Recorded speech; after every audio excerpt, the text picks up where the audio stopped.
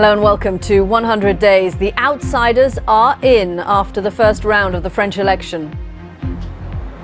Both mainstream parties have been defeated after the country's biggest political upset in decades. The centrist candidate Emmanuel Macron will face the Front National's Marine Le Pen to see who becomes the next president of France. For the voters, the choice between candidates couldn't be more stark. So who will they side with in just under 2 weeks' time? Also, how did Hillary Clinton go from leader to loser? A new book has the inside scoop on what went wrong in the Clinton campaign and how she just couldn't match Donald Trump. As Mr. Trump approaches his 100th day, he asks for tough new measures on North Korea. What's been going on while I've been gone? And he's back. Barack Obama has returned to the public eye with a speech in his hometown of Chicago.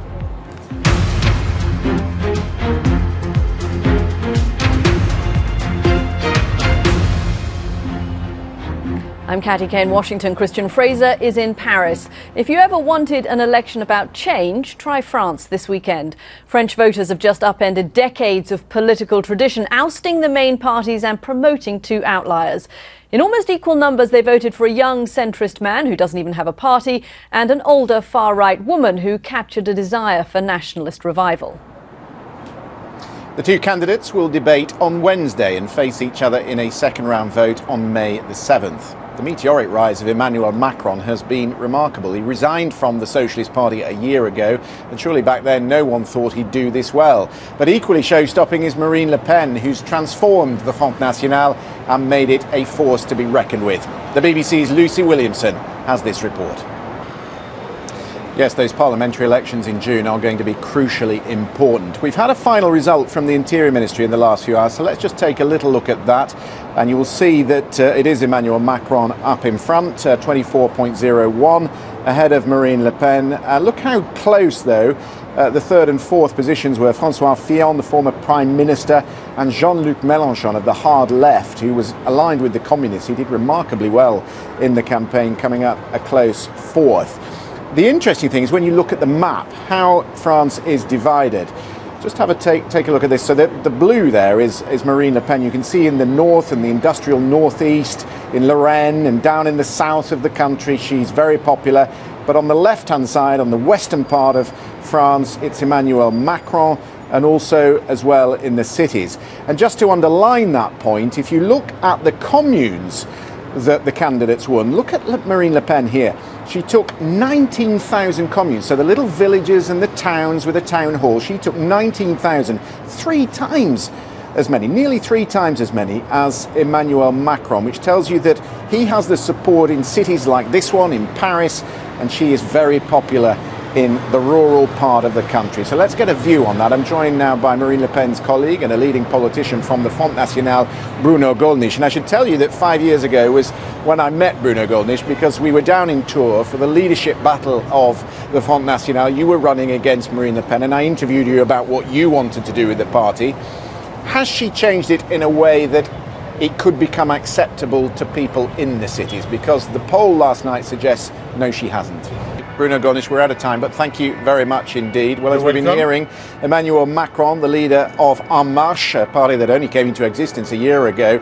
I'd say it's a party, it's really a movement, and he's now the leading contender to be the next French president. I'm joined on the line from Bordeaux by Thierry Famy, who is the election coordinator for En Marche in that region. And Thierry, I understand you're an entrepreneur, you run a high-tech company down there, but you put all that to one side to run for Mr. Macron and to run his campaign.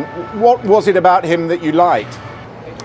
Christian, that's interesting, isn't it? What can Monsieur Macron do to try and reach those voters who feel like the forgotten French? It's exactly the same phrase that we've heard Donald Trump use, the forgotten men and women of America. He's going to have to reach beyond those big liberal cities. And he's going to find it very difficult, because there's a lot of people up there who will believe this rhetoric from Marine Le Pen that Emmanuel Macron, formerly the economy minister, is more of the same, is the same promises that they've had from the Socialist Party over the years. Remember that unemployment in some of these areas has been stubbornly high at around 10%.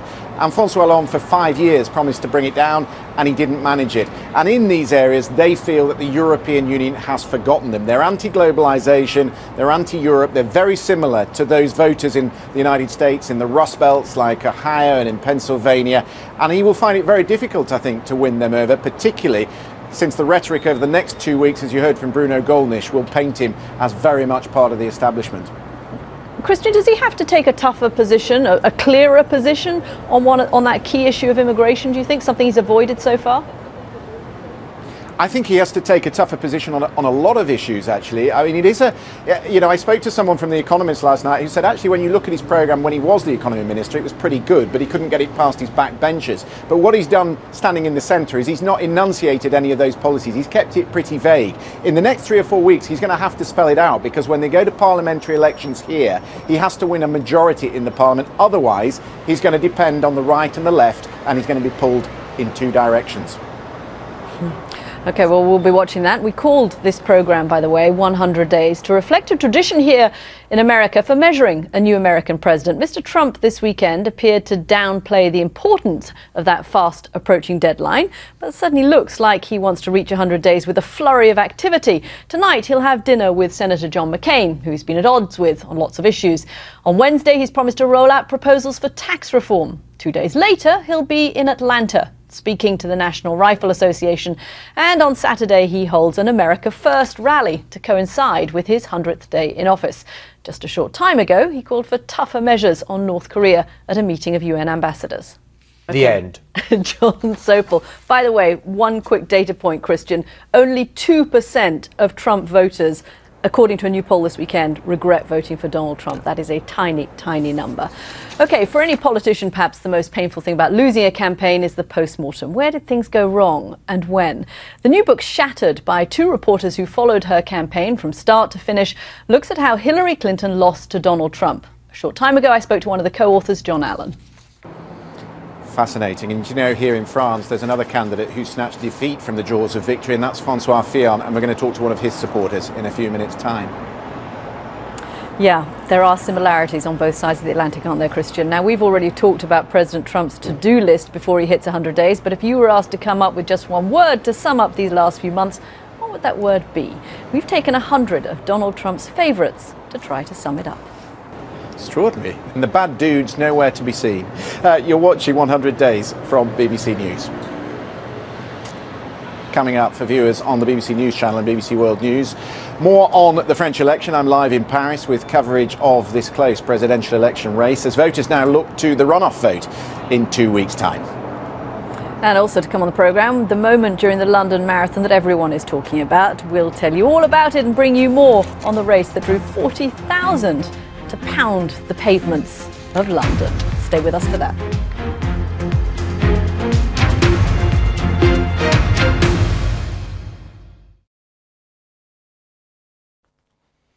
Hello there. Well, for some of us today, we felt like we jumped back. We'll just see those temperatures rise by a little bit as westerly winds develop.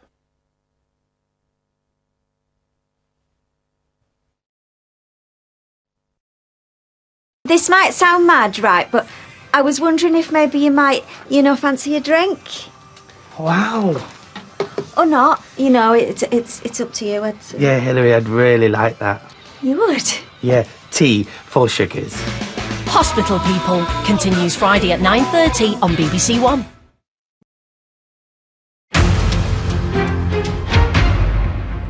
Welcome back to 100 Days. I'm Katty Kane. Washington Christian Fraser is lucky enough to be in Paris. Yes, exactly. Our top story as France looks now to the runoff vote for the French presidential elections. We'll ask what has gone wrong for the political establishment. And it wasn't all fierce competition, the moment that's captured the imagination at the London Marathon.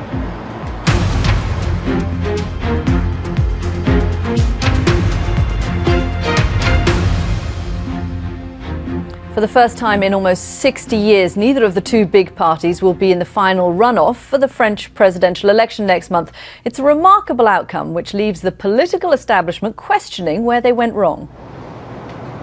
Until recently, the front-runner to win the election was the Republican candidate, François Fillon, but he's now out of the race. Jean-François Copé is mayor of the city Meaux and a former finance minister of France. He's been very senior in the party over the years, and I know you've just come from headquarters. There must be a lot of soul-searching going on. I said earlier that you've really snatched defeat from the jaws of victory.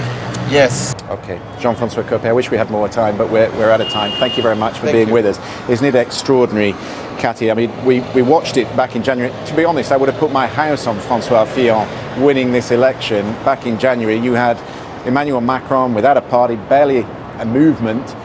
He was formerly of the Socialist Party, and I thought François Fillon was a shoo-in. And after all these allegations and all the backbiting that went on in his campaign, you thought that he might have had to stand down, and he just wouldn't go. He was stubborn to the end.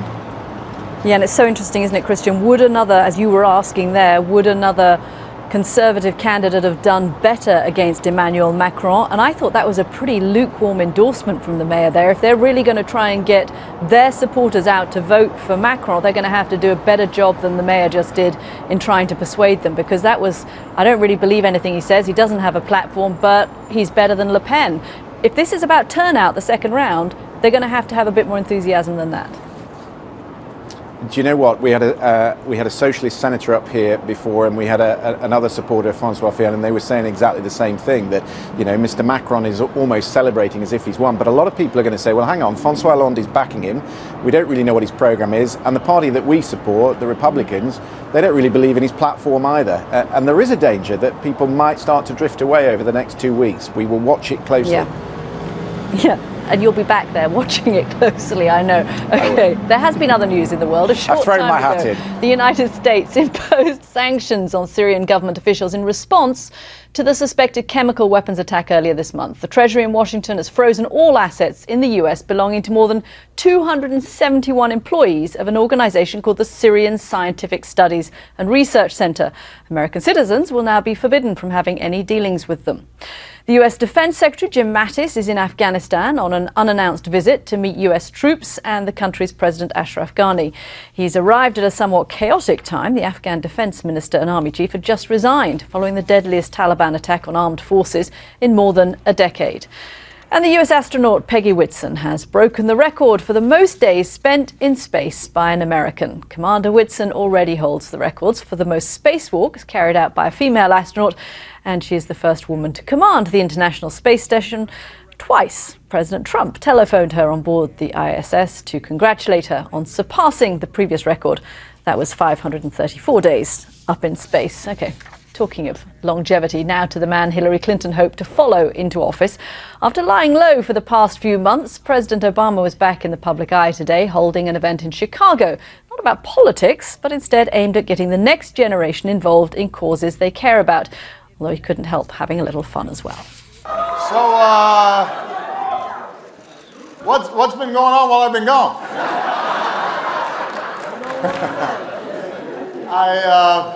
It is wonderful to be home.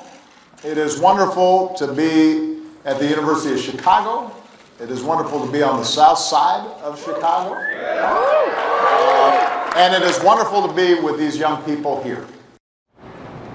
President Obama. Interesting, Christian, you know, he's tweeted a few times, but that's the first time he's actually spoken in public, and he gave a kind of teaser about what was going to be important to him in his next job, though he didn't say what the job was going to be, but he did say that preparing the next generation was what he really wanted to do, the next generation of leadership. No speculation there about the state of the Democratic Party, which of course he left in somewhat disarray when he stopped being president. And no direct comments about Donald Trump, because he's had a lot thrown at him from the White House, hasn't he? No, he decided to ignore Donald Trump and Hillary Clinton and politics in general, speaking instead about leadership and community service. So that was President Obama, back, I think, from the Polynesian Islands, something like that, 3 months in the sun. He looks good on it. He looks good on it. He looks very good on it. Yeah, he's lost about 10 years, I reckon. Yeah, I think Okay, so. Kristen, you know, we've been enduring a marathon of your own coverage for the French election. In London, Yes. though, more than 40,000 people hit the streets to cover a real marathon. Today, there is one unforgettable moment that everyone's still talking about. It's when an exhausted runner was helped across the finish line by a fellow competitor. The BBC's Dan Johnson has gone to meet them both. Do you know, that is quite uncanny. I stood here for 5 hours last night broadcasting one guest after the other, and do you know, by the end of it my legs had gone a little bit like that, and it was only Katty who said, come on, just get over the line, the last broadcast tonight, you can make it. Just exactly the same. Are you seriously trying to compare standing in front of the Arc de Triomphe in Paris on a beautiful day to running the London Marathon? I'm telling you, Christian? and this lot who you can't see behind the camera, they were eating pizza and they were having cups of tea, and they said, keep going, you're doing really well. Okay, can I just say, if you go to Paris, you don't get to whine. That's what I'd say to you. Well, okay, that is all right. 100 days. You can join us again tomorrow. Christian will be back in London.